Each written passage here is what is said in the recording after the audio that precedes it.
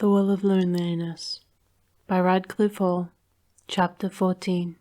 Read by JayRaams. February came bringing snowstorms with it, the heaviest known for many a year. The hills lay folded in swaths of whiteness, and so did the valleys at the foot of the hills, and so did the spacious garden of Malton. It was all one vast panorama of whiteness.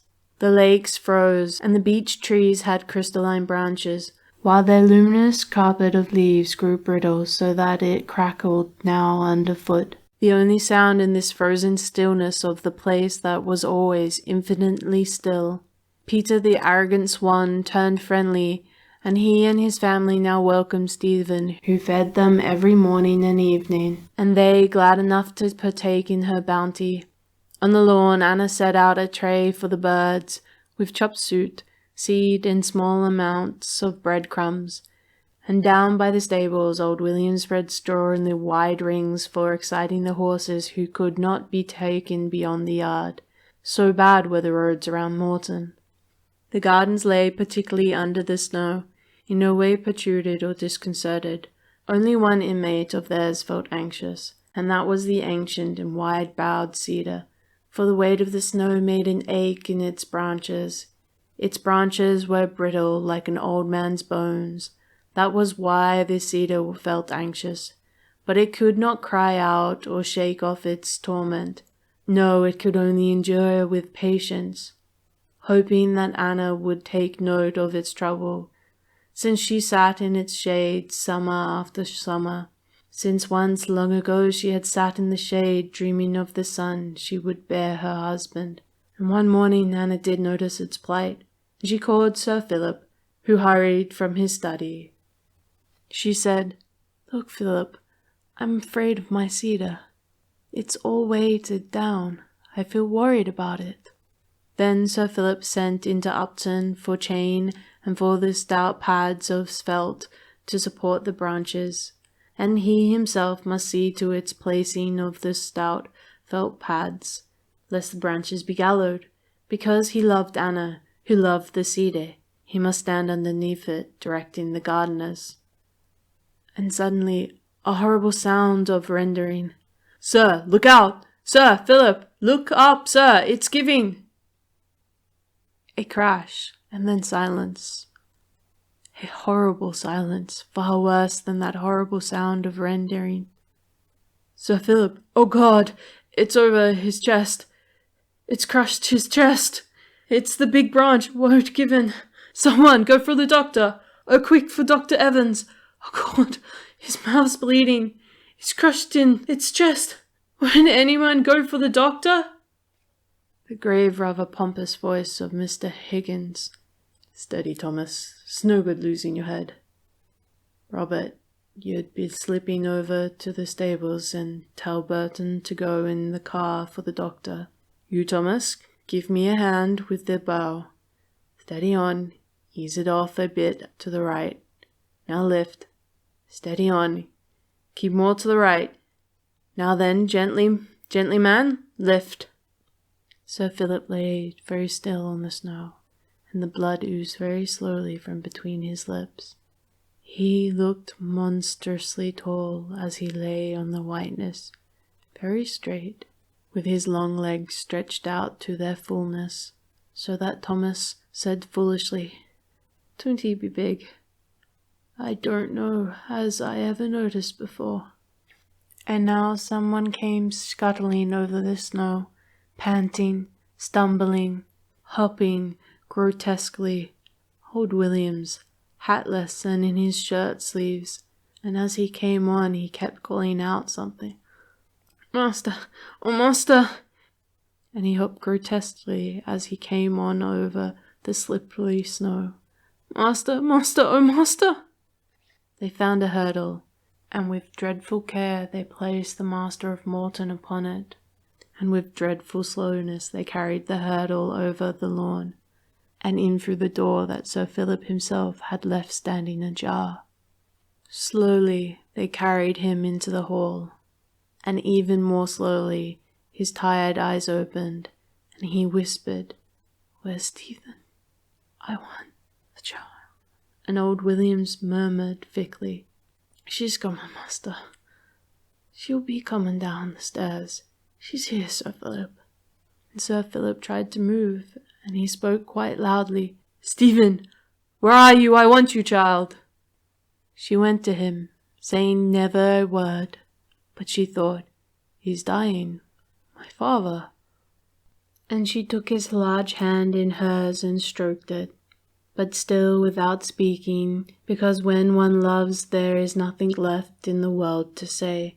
When the best love lies dying, he looked at her with the pleading eyes of a dog who is dumb, but who yet asks forgiveness, and she knew that his eyes were asking forgiveness for something beyond her poor comprehension.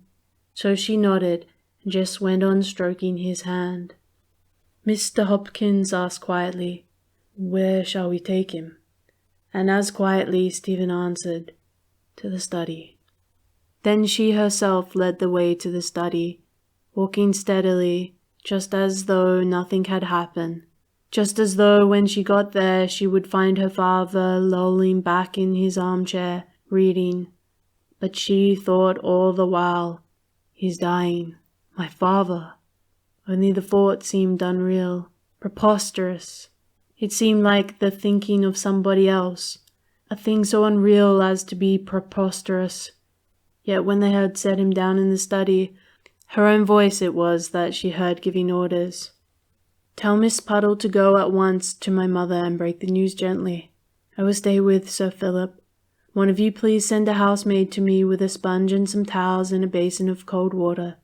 Burton's gone for the Dr. Evans, you say? That's quite right. Now I'd like you to go up and fetch down a mattress. The one from the blue room will do. Get it quickly. Bring some blankets as well and a couple of pillows. And I may need a little brandy." They ran to obey, and before very long she had helped to lift him onto the mattress. He groaned a little, then he actually smiled as he felt her strong arms around him. She kept wiping the blood away from his mouth, and her fingers were stained. She looked at her fingers, but without comprehension. They could not be hers. Like her thoughts, they must surely be someone else's. But now his eyes were growing more restless. He was looking for someone. He was looking for her mother. "Have you told Miss Puddle, Williams?" she whispered. The man nodded. Then she said, "Mother's coming. Darling, you lie still." And her voice was softly persuasive, as though she were speaking to a small, suffering child. "Mother's coming. You lie quite still, darling." And she came, incredulous, yet wide-eyed with horror. "Philip! Oh, Philip!" And she sank down beside him and laid her white face against his on the pillow. My dear, it's most terribly hurt you. Try to tell me where it hurts. Try to tell me. My love, the branch gave. It was the snow. It fell on you, Philip. But try to tell me where it hurts most, beloved." Stephen motioned to the servants, and they went away slowly with bowed heads, for Sir Philip had been a good friend. They loved him, each in his or her way, each according to his or her capacity for love. And always that terrible voice went on speaking, terrible because it was quite unlike Anna's. It was toneless, and it asked and re-asked the same question. "Try to tell me where it hurts most, beloved." But Sir Philip was fighting the battle of pain, of intense, irresistible, unmanning pain. He lay silent, not answering Anna. Then she coaxed him in words soft with memories of her country. "And you the loveliest man," she whispered, "and you with the light of God in your eyes." But he lay there unable to answer. Now she seemed to forget Stephen's presence, for she spoke as one lover will speak with another, foolishly, fondly, inventing small names, as one lover will do for another, and watching them Stephen beheld a great marvel, for he opened his eyes and his eyes met her mother's, and a light seemed to shine over both of their poor faces, transforming them into something triumphant with love. Thus those two rekindle the beacon for their child in the shadow of the valley of death. It was late afternoon before the doctor arrived. He had been out all day and the roads were heavy. He had come the moment he received the news. Come as fast as a car clogged with snow could bring him. He did what he could, which was very little, for Sir Philip was conscious and wished to remain so. He would not permit them to ease his pain by administering drugs. He could speak very slowly. "No, not that. Something urgent. I want to say no drugs.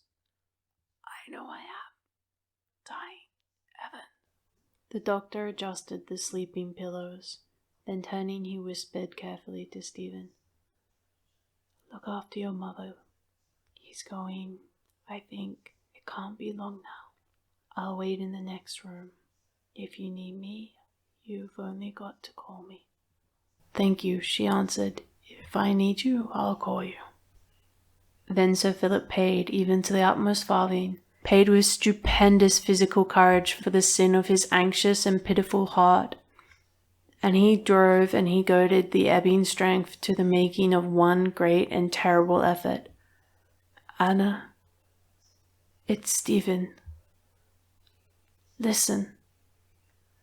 They were holding his hands. "It's Stephen, our child. It's Stephen. Not like..."